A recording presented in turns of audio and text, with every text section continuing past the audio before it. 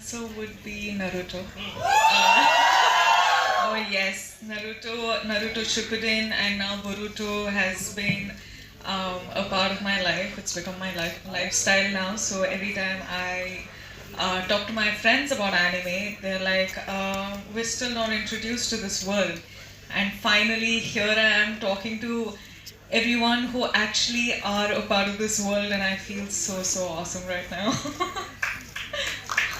I think for me, it would definitely have to be Dragon Ball Z, and all Dragon Ball Z fans here. And even more back in the day, actually around the same time, I'd have to say Pokemon. I hope you're actually Naruto Shippuden. I wanted to say Boruto, but Boruto sort of messed Naruto up for me really badly. Yeah, no, I'm not. Sorry about that, but that's my honest opinion. I'm not happy with Boruto. Um, but I just I'm very old school when it comes to that, and I seek a lot of inspiration from these animes. Yeah. For your action? For my action, yes. Uh, I don't have the guts to say this, and I hope someday that I get a chance to be I hope I get to participate in a live action movie in one of these, if they ever decide to make a live action film of one of these animes. But it's definitely a big responsibility. Have you guys seen the Kenshin live movie, the Rurouni Kenshin live movie? Yeah, I thought they did a pretty good job with that one. The Dragon Ball, not so much, but The thing about anything that you watch is about how it makes you feel. Do you remember how it made you feel the first time you watched? For you, Naruto, for you, what do you remember what it did to you? Do you remember the sort of mixed emotions, or really how it made you feel when you watched it for the first time, and why that became something that you then wanted to revisit and eventually ended up becoming a fan of? um, well, like I mentioned, I was inspired after watching Goku transform into Super Saiyan. I was inspired when Naruto learned the Rasengan. I was inspired when Kakashi first showed his Sharingan. There's so many moments in anime that just sort of want you just want to get up and do something. It just it's just an amazing feeling. It's an adrenaline rush, excuse me, and just the emotion is also just we were discussing the emotion. And all these animes are amazing. The backstory of each character is just so you connect with each character, not just the main protagonist, which I think the people in anime do just so beautifully. There was an episode in the latest Demon Slayer anime where we finally get to know that Nezuko can walk in daylight. That's amazing. But before that, I thought she was gonna die. My heart melted, and I wanted Tanjiro to just break that so badly. That what level upper moon for demon. कौन सा वो? What was his name? Hantenko, correct. Yeah, but it's stuff like this that just drives me crazy. Yeah. For you, Rashmika? For me, I think beneath all the action and the superheroism and all of that comes the emotion where they drive all of this from. And be it in Naruto, how alone he's felt because of his, curse, and because of the village not treating him like a normal human being, to becoming like the Hokage of the whole village. Just the journey and the concept of never giving up, I think I've driven a lot from the anime on that concept. And yeah, it's all these stories and the emotions that can really make you sob. It can really choke you and tear you up whilst you're just watching anime. So I think that's what I call a lifestyle, because it's no more just an anime for us. It's more than that. And a true anime fan, like I'm sure all of us are, will actually relate to it. I have to ask the question, and this is actually even for the fans: subs or dub? I think they answered it. They answered it for sure. You know, although back in, I wouldn't say back in the day, but Dragon Ball Z, Goku's voice artist is brilliant. Yeah. Sean is really good. He's got a powerful voice, and but again, yeah, OG is OG. Yeah, Japanese subtitles. Rashmika? Hands down, like sub, any day. Rahul, I'd love for you to weigh in. What do you think it is about anime, and specifically the ones that break out, that sort of speak a universal language? Because of course, anime can trace its roots back to Japan, and yet it speaks a universal language. What do you think it is that allows anime to do that, and allows a brand like Crunchyroll to reach out to 200 and some?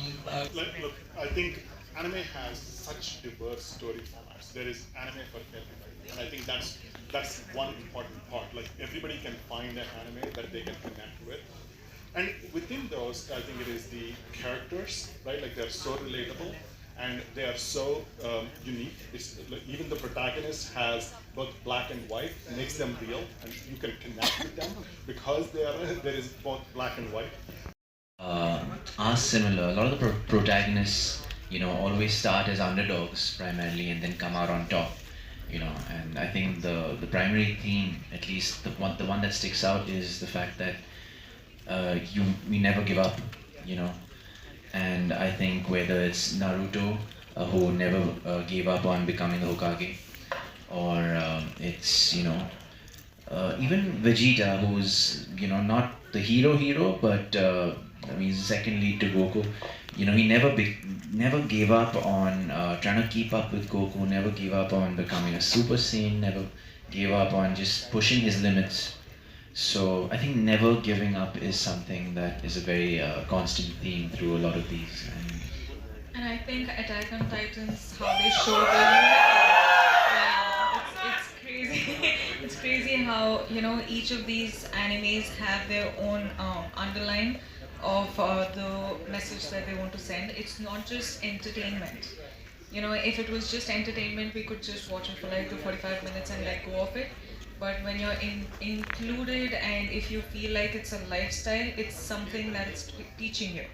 So it's much deeper than what we can talk about, and it's these little things that you watch and you pick up all those things to your own life, and you make it a part of your life. So I think that's what keeps us so involved in this anime culture, anime universe, and I think that's what we all can relate to, honestly.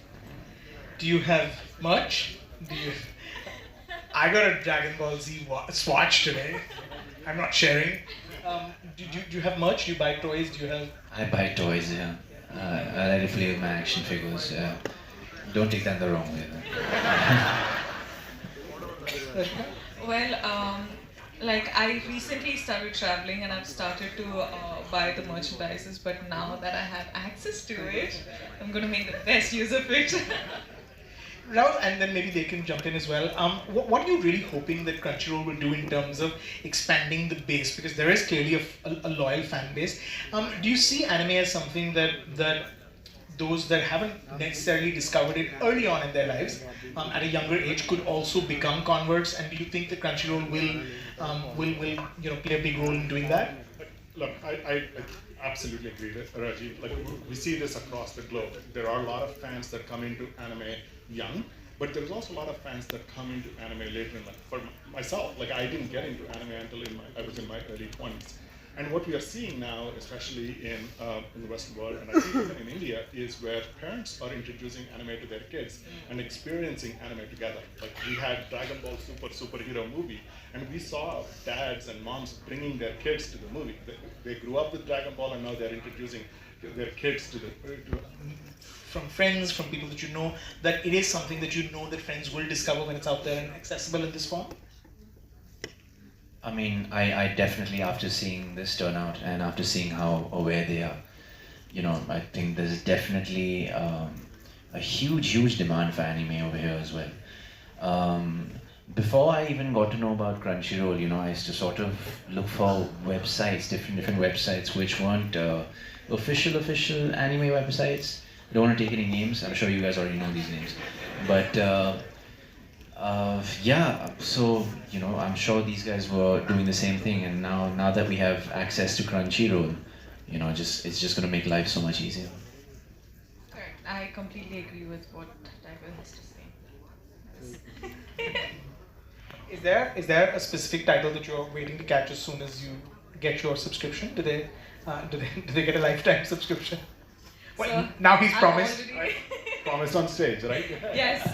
Please make Sir promise this on stage, because this was the first deal that I had, told them. I was like, Sir, I need a lifetime subscription. I'm sorry, but I really need it.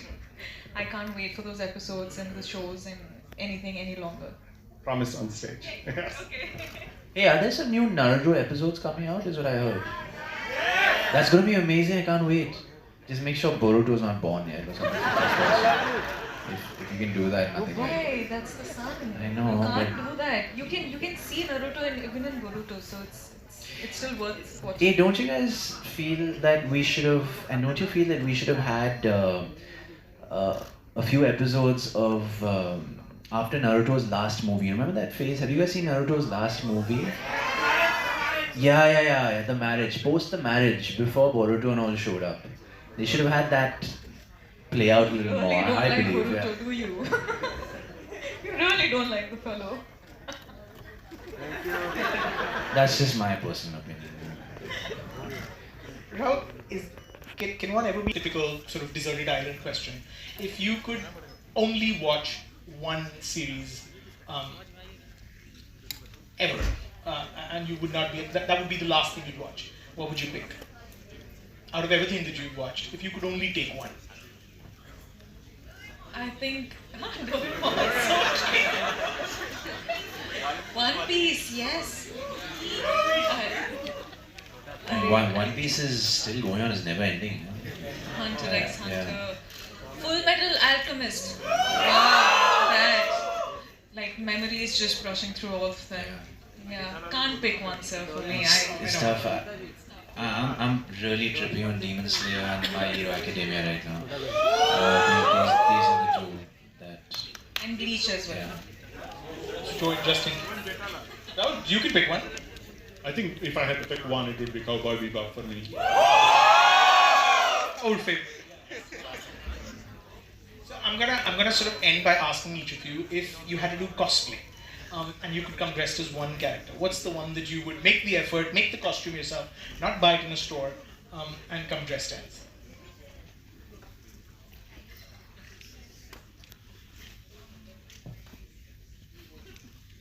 I'll go. All Might from My Hero.